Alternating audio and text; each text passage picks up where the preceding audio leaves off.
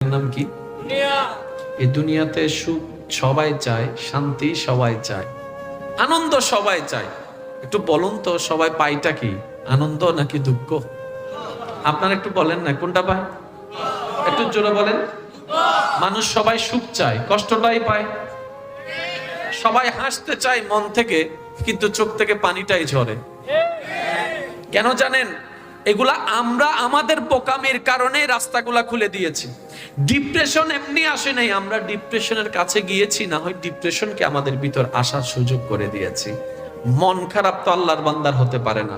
আল্লাহর বান্দা হবে তার তো কখনো মন খারাপ হতে পারে না।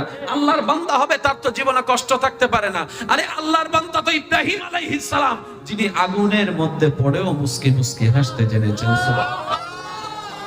কারণ বান্দাটা যখন রবের হয়ে যাবে, দুনিয়ার কোনো কষ্ট তাকে আঘাত দিতে পারবে না, দুনিয়ার কোনো শক্তি তাকে